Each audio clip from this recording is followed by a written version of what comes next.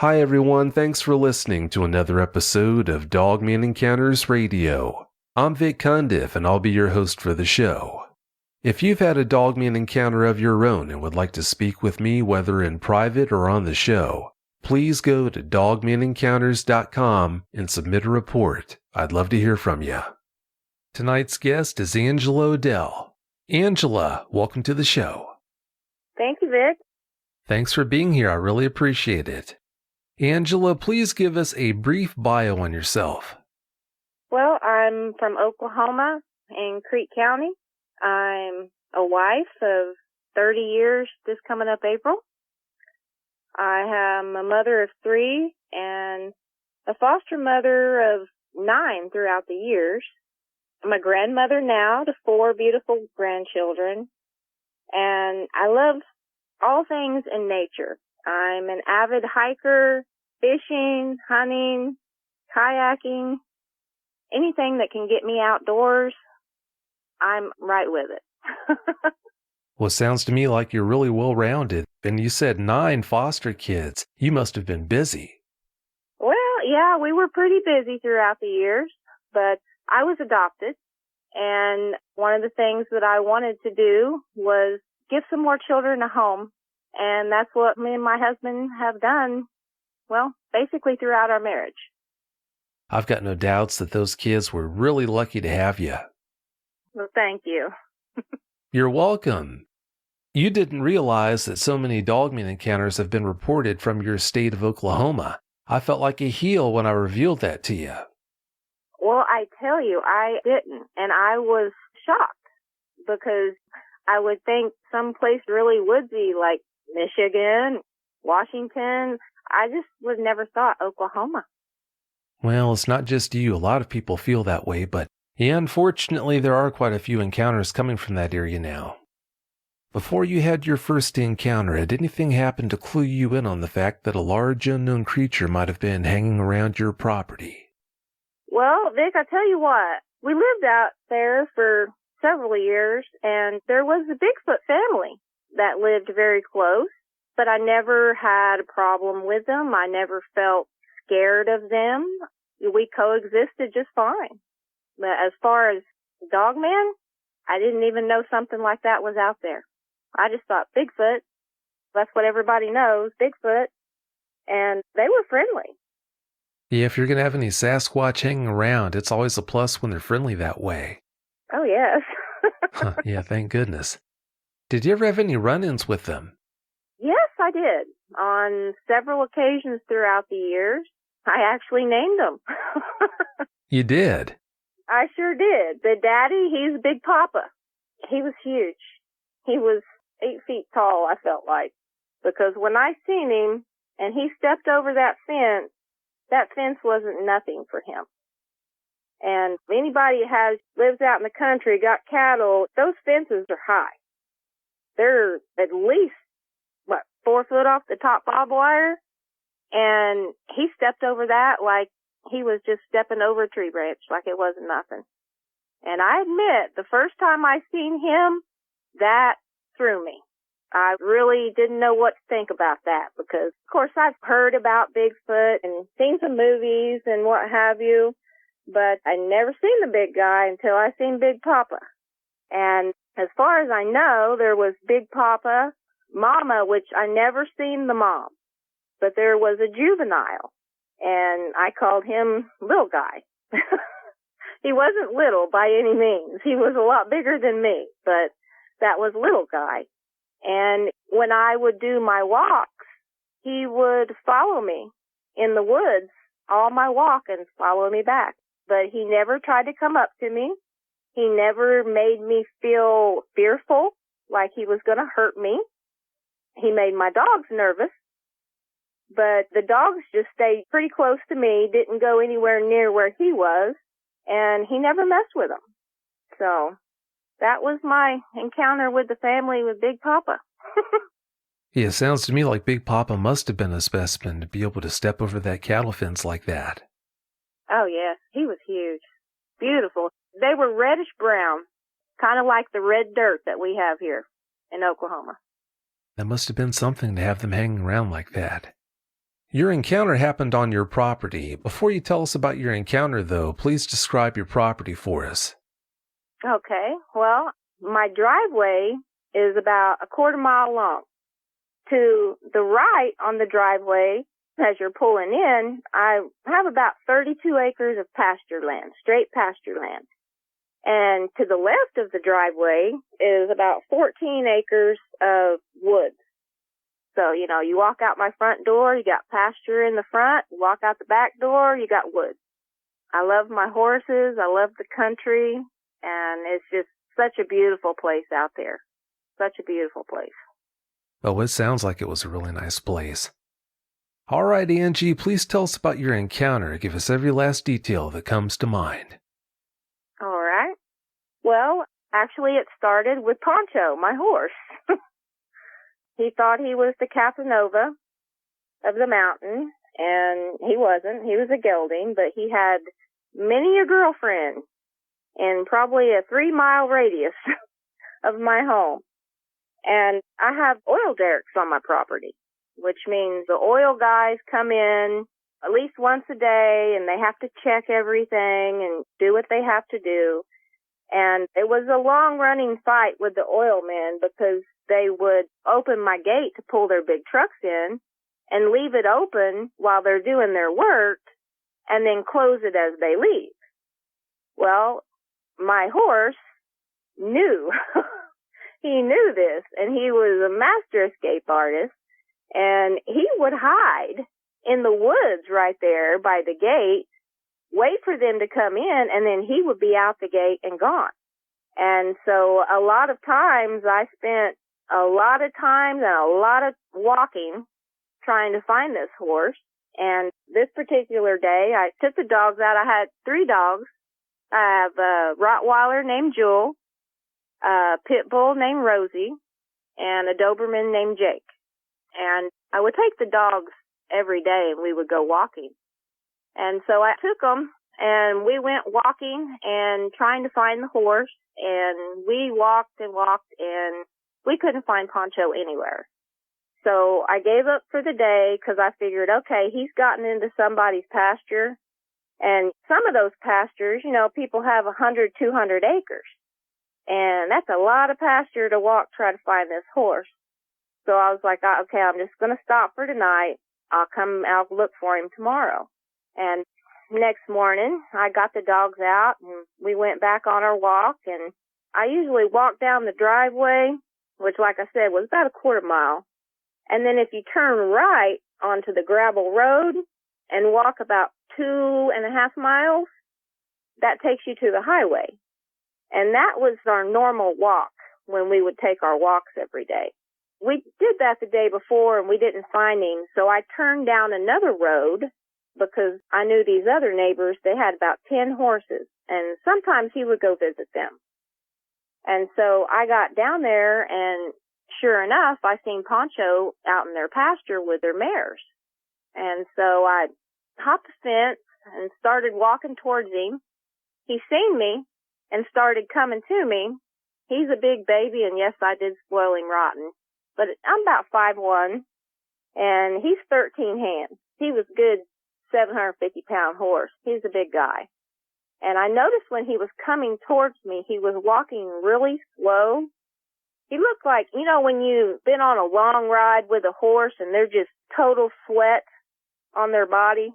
That's how he was. His whole body was coated with sweat. And I thought, what in the world have you been doing? And I noticed as I'm walking up to him that his back left leg, he was kind of limping on it a little bit. And I thought, oh, Lord. Okay. So I got up to him, and bless his heart, he was coated in sweat, and he immediately, as big as he is, he still liked me to hold him. And his way for me to hold him was to put his head on my shoulder and just wrap around, like I'm holding him like a big baby. And so I did, and I loved on him a bit. And so I started walking around him to check him out. And I got to the back side, and I started seeing the blood. And a lot of blood. I got to looking at his butt cheeks, and it was just coated with blood. His tail was coated with blood, and it looked like on both sides of his behind, there was like claw marks, like something tried to jump on the back side of him, and it was just down both sides. So I walked on around to check out that left leg, and he had a little bit of a cut on it, but not bad enough that it would have caused him to be limping like that. So I'm thinking to myself, whatever got him, he must have kicked the crud out of this thing, and that's how he hurt his leg. I really wasn't sure. But I was really concerned and really worried about him, and it took us probably a good hour and a half to walk him back home, because I had to take so many breaks with him because he was not good, and I wasn't sure if I was going to be able to get him home. And, of course, my husband was at work. My kids were at school. It was just me. And so we just took our time, and I gave him water breaks, and I finally got him home. And I took him in his pen and got out the water hose and set to bathing him down to try to get this sweat and some of this blood off of him so I could see what I was dealing with. Because there was just so much caked blood, I couldn't really see what I was dealing with. And I got him washed down, and I mean, on his backside, I mean, it was just deep scratches, like somebody just jumped on him and then just ripped back. And his leg was okay, but I went ahead and wrapped the bottom part of it, and I called his vet, had the vet come out and look at him, and he couldn't tell me. He just got attacked from something. I can't really tell you for sure what it was.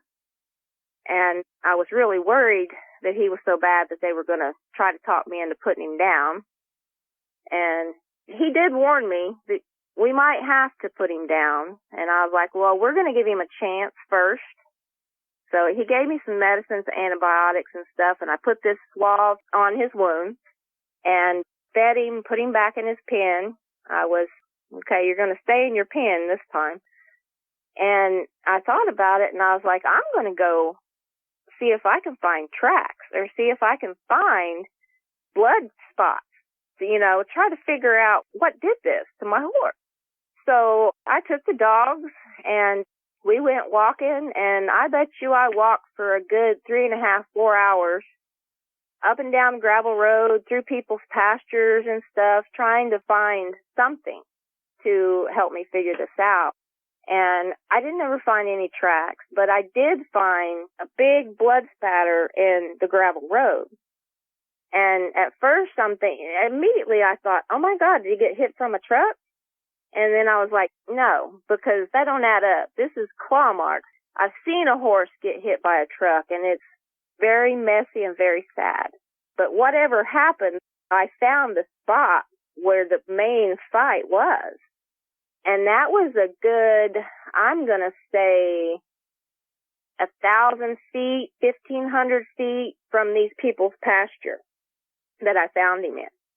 So anyway, I gave up and went home and just tried to comfort him and keep an eye on him for the next few days and what have you. And it was probably about 3 days later, I didn't get to do my walk that day. Normally, like I say, I get up in the mornings and me and the dogs, you know, walk about 5 miles down the gravel road back and around. But sometimes when it's really hot in the summertime, or if it's not too cold and I've missed walking that day, then I'll take the dogs and we'll go walking at night, because I've never felt any kind of fear. I wasn't worried about the Bigfoot. Yeah, they followed me sometimes, but they've never been aggressive, or I just felt like they were curious. So I didn't worry about them. So anyway, it was about 9 o'clock at night. This was in October. It was a beautiful, beautiful, clear night, full moon. And, you know, sometimes when it's a full, big, beautiful moon, it'll light up outside just almost like day. And this was one of those nights. It was bright out. I regress. I was a little worried when I took the dogs walking, because I took my gun with me this time. I have a .380. I just stuck it in my jacket pocket just in case, because I didn't know what that was that attacked Ponch, and even though, like I said, I had 3 big dogs, just for my own safety. Okay, I'm going to take my gun. So we take off down my driveway, and it was kind of weird because if you live out in the country, you're used to all these night sounds. The animals, the insects. That's one thing I loved about the country was the night sound.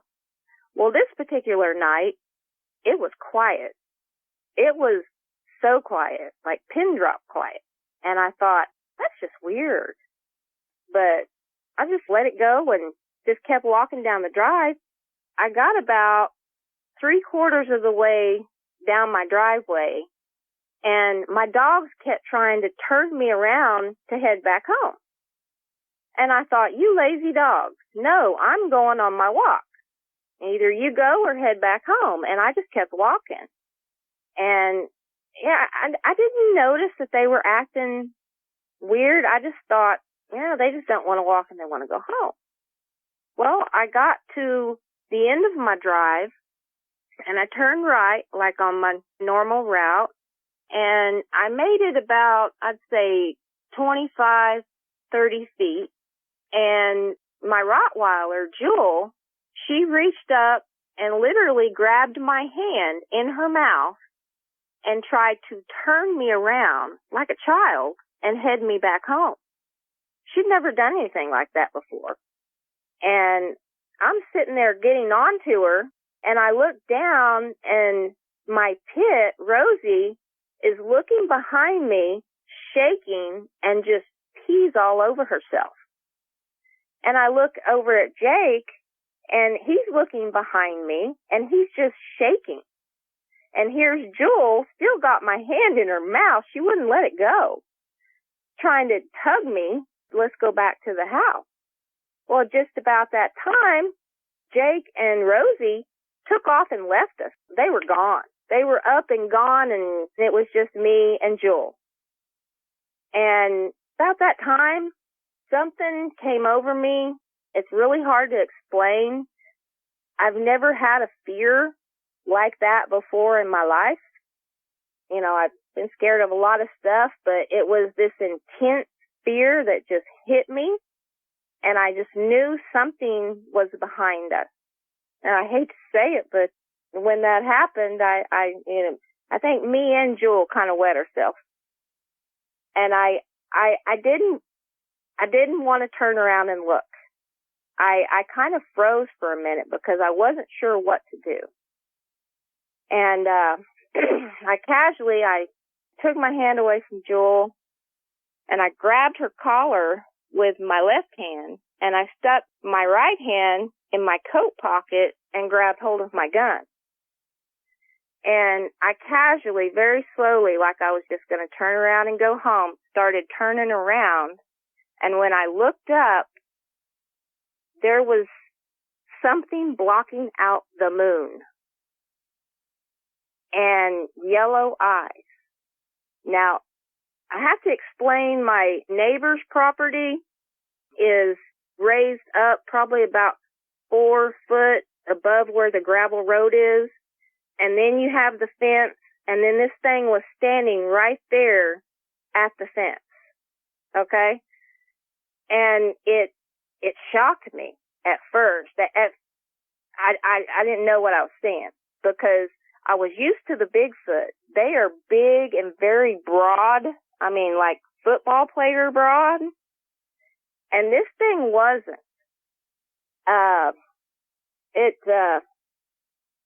It shocked me so bad, Vic, that I just kind of stood there frozen for a minute, and I'm looking at this thing, and I noticed that it's got tall ears like wolf ears. And it looks like it had a long muzzle, and I'm thinking wolf. But then I'm thinking this cannot be a wolf because this thing is standing on 2 feet. I was shocked. Truthfully, I didn't know what to do. And I'm just standing there, and I'm looking at this thing, and it's looking at me, and then all of a sudden I hear this low growl. it wasn't I'm going to eat you growl. It was just kind of like, and I never seen teeth. I couldn't tell you what its teeth looked like or just that growl. And its body was, this is how I didn't think it was a Bigfoot, because they're so big and broad, and this thing was like lean and sculpted. I mean, it was big up the top at the chest, but it tapered down lean in the waist like a six-pack or something.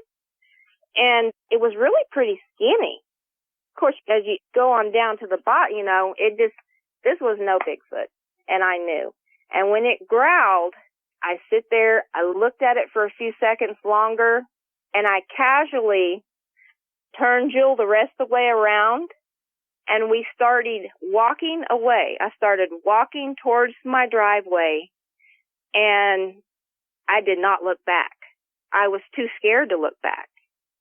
I thought, if this thing is going to get me, it's going to get me regardless. And truthfully, I don't want to see it head on.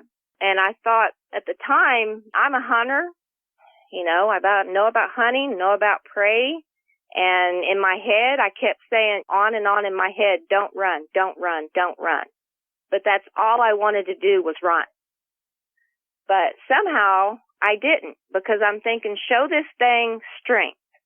Don't be a crying, screaming, running woman, because it's going to get you.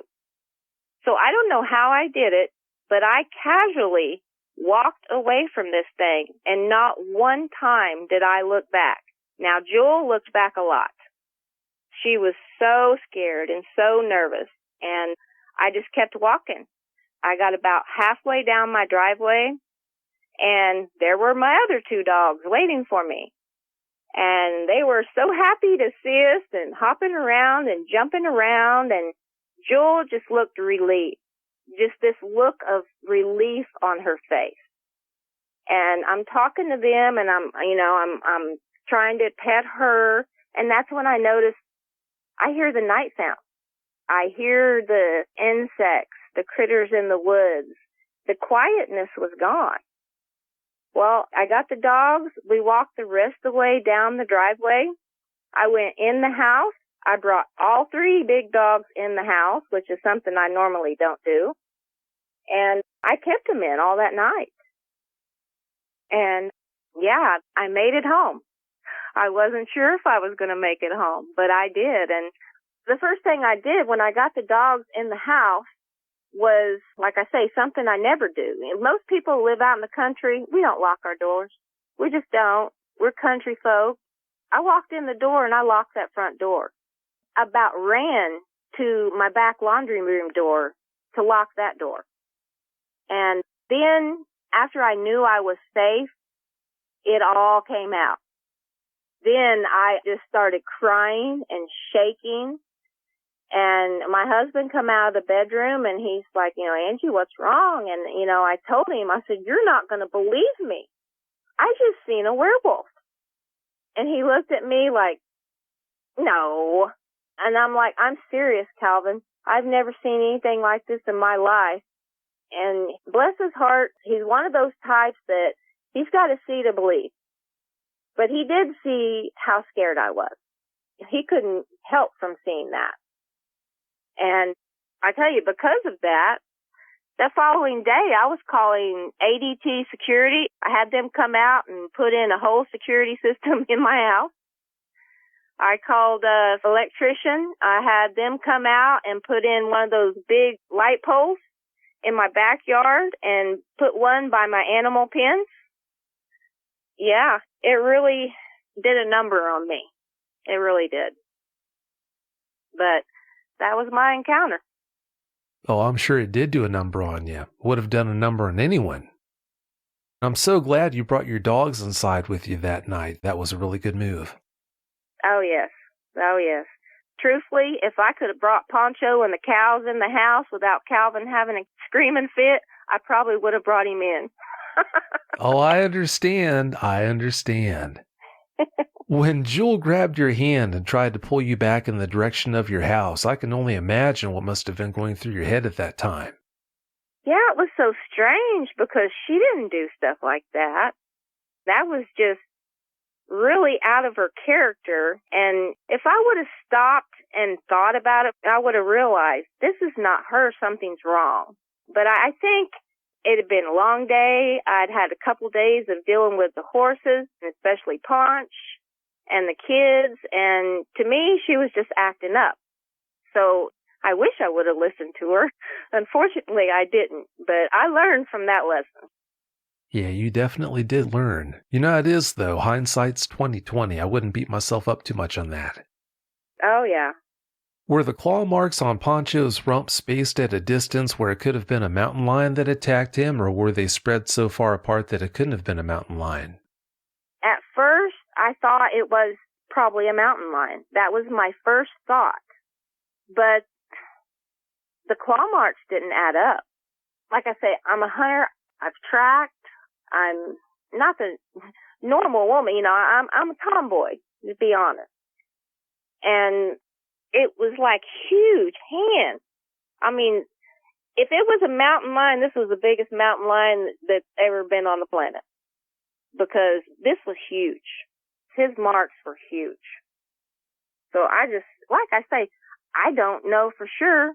It could have been, or it could have been this Dogman. To this day, truthfully, I don't know. I don't know why they do that, but it seems like it's not uncommon for them to jump on horses' rumps like that and attack them that way. Don't know what that's supposed to be all about, but they do that. Wow. Of course, talking about dogmen. Yes. Yeah. Well, you know, and I wasn't sure about that. And it bothered me for a long time. Was that the thing that got Poncho? And in my heart of hearts, with what I seen, that thing I seen, I just have this feeling in a mama's heart that that's what went after my horse. That's what tried to hurt my baby. And I'm completely shocked that it didn't go after one of my dogs or come after me. Like I say, I didn't run from it. I walked away from it like, okay, I seen you. I'm going to leave now. And I don't know if it shocked it or if it just didn't want to mess with me to begin with. I'm glad it didn't come after you or your dogs. Thank goodness. Oh, yeah. Yeah, that wouldn't have been good. Please describe that Dogman for us from top to bottom as accurately as you can. Okay. When I first looked at it, it was like blackness blocking out this big full moon and yellow eyes. Yellow, amberish looking eyes. It was black. It was all black. It had tall ears, like wolfish ears. It had a long muzzle, like a wolf muzzle. Its shoulders were pretty big and strong. Its arms, like I say, it tapered down and got skinnier at the waist. I couldn't really see the legs good from my vantage point from where I was, other than seeing that it was standing up on two legs.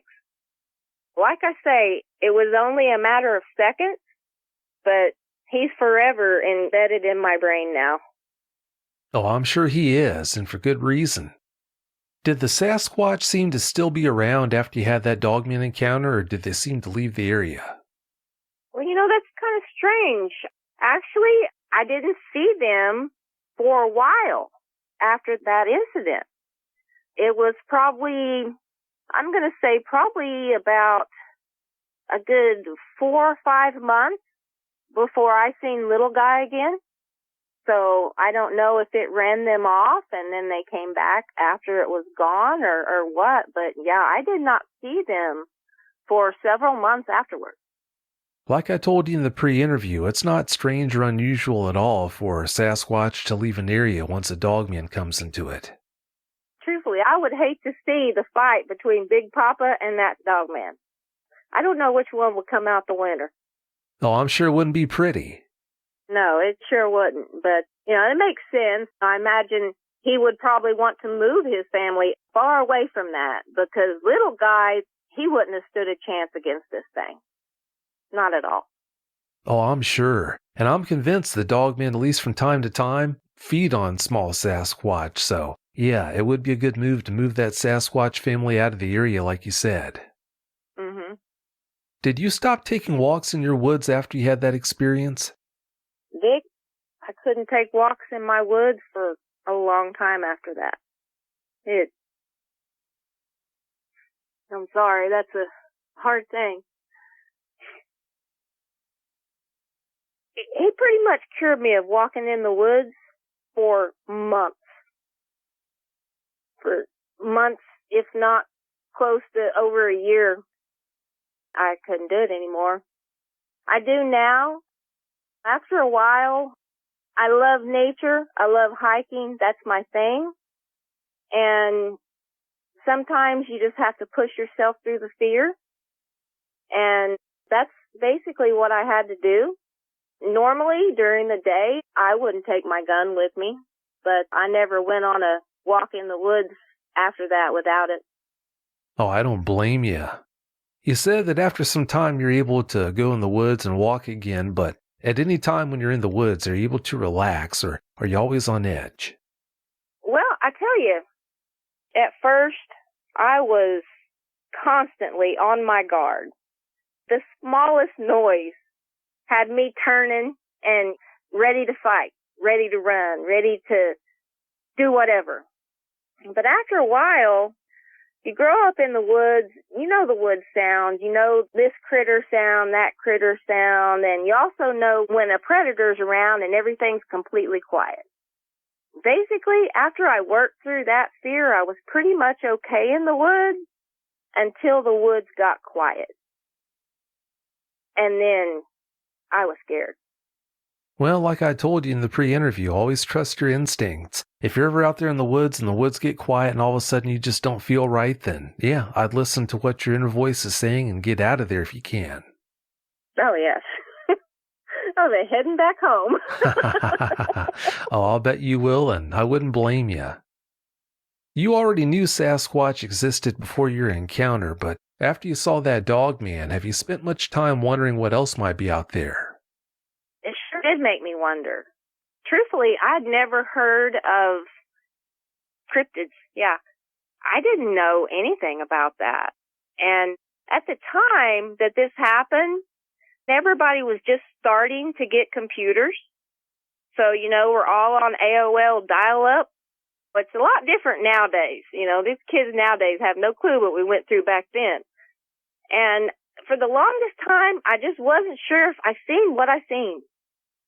Because never in my life did I think that werewolves were real. And to me, that's what it was. Because like I said, I hadn't heard of a Dogman. Yeah, I feel for you. That's a bitter pill to swallow. Oh, yes. Yes, it is. To realize that there's all these things out here that we don't know about. It's kind of scary, especially all the times that I've spent in the woods hunting with my husband or what have you, and never having a clue that stuff like that was out there. I didn't have a clue. Oh, it is scary when you come to the realization that things like Dogmen are out there. No doubt about that. You think that Dogman or another Dogman might have been close to you about 2 years ago. Please tell us about that experience. Oh, yes. Well, we sold our place and we moved into town, small town, still close by my old place. I took a job and the house came with it. So anyway, I'm sitting outside. It was probably about 10 o'clock at night, sitting on the back steps off my kitchen because I'm a smoker and I don't smoke in my home. I was smoking outside. And like I say, when I was telling you earlier, Vic, about this fear, I've never felt this type of fear before. Out of the blue, I felt that fear. And I'm looking around, something's staring at me. I am literally scared to death and I don't know why. Well, across my street, there's a school, and there's a parking lot right there with a big trash canister. And never in my wildest dreams did I think, for one, that I would see one of those things again, but two, that it would be in our little small town dumpster diving. And it was. It was there. It was black. It looked just, almost exactly like the one I seen before years ago. And I tell you, I didn't spend very long outside. I was in the house. It kind of put me into kind of like a flashback. It's really hard to explain, but it just like, not again, and I just ran this time.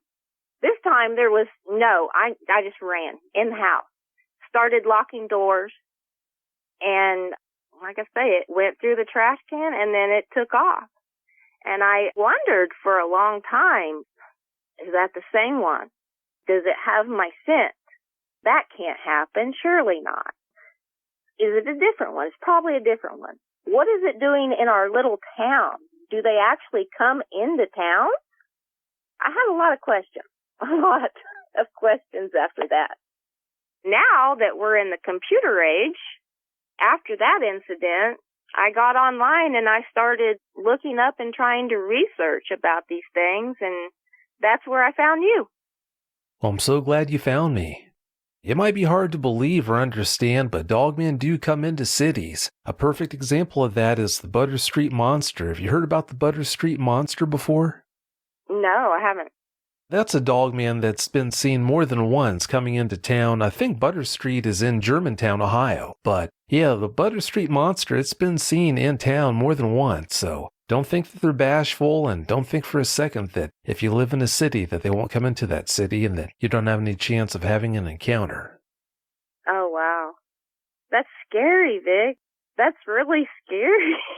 It is. It is. I can kind of understand out in the country, but in town, I think that bothered me more than seeing it out in the country.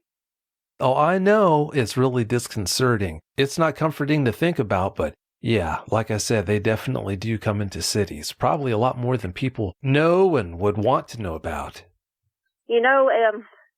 Just sitting here talking to you about this, literally, my hands are shaking. My arms are shaking. It's been all this time, and you think that you're okay and you're better, but no, I'm really not. Just thinking about it makes me want to shake.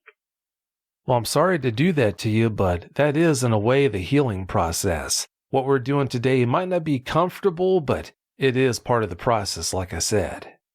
You recently read about a strange incident that happened in Seminole, Oklahoma. What more can you tell us about that?